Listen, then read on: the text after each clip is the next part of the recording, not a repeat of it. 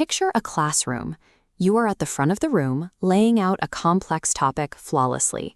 The definitions are clear, the logic is tight, and the entire class is sitting in neat rows, quietly taking it all in. You even slow down your pace for the trickiest parts. You repeat the key details to make absolutely certain the message lands. It feels like a perfect lesson. Then the exam happens. Days after that pristine lecture, you look at their papers and realize they didn't retain the core concepts at all. They are completely lost. A teacher speaking clearly does not automatically mean a student is learning. Our entire baseline assumption about how teaching works is flawed. The root of this problem comes down to how we view information. Society treats knowledge as a solid block that one person can simply hand over to another. Explaining feels effective because you are doing the cognitive heavy lifting to organize those thoughts. Your brain is active. The listener's brain is completely dark. Look closely at a traditional classroom. The setup forces students to act as passive receptacles. They sit and watch the instructor map out complex ideas on the board. Cognitive science shows us exactly what happens next. When a brain receives raw data without actively processing it, those neural signals rapidly degrade. Your students are not being careless when they forget the lesson. Their brains are working exactly as designed, quietly discarding incoming data that they haven't been forced to immediately use. True understanding cannot be downloaded into an idle mind. The idea that we can teach simply by telling is an illusion. To actually build memory, we have to look at a scientific theory called Constructivism.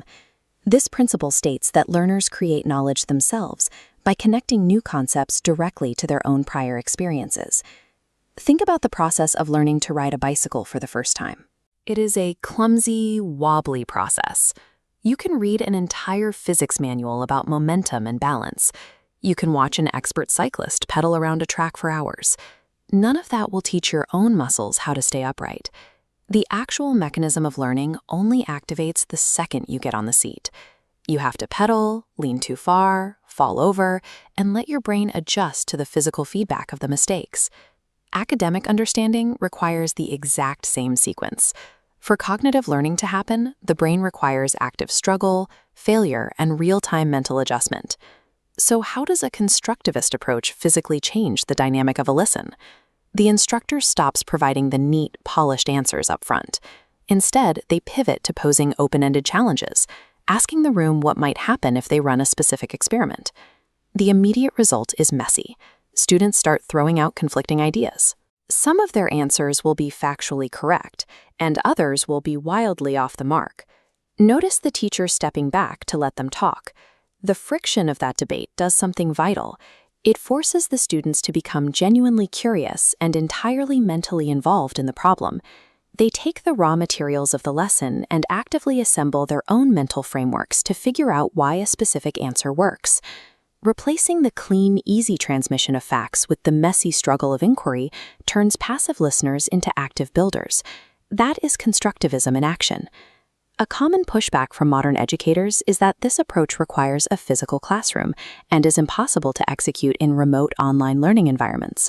But constructivism depends on cognitive engagement rather than physical presence. You can force that engagement with extremely low-barrier digital tactics. Before delivering the answer, drop a short, provocative question directly into the chat window. Immediately after explaining a concept, require the class to type out their own personal examples or complete a rapid micro-activity. These prompts force the exact same mental connections as a physical debate. The medium does not matter. Even the smallest digital interactions break the cycle of passive reception and force the student to solidify the learning. If a student is only watching or listening, they are merely holding on to a fragile piece of information long enough to pass the next test. Compare that to a student who is forced to think, explore, and try, to piece the puzzle together on their own.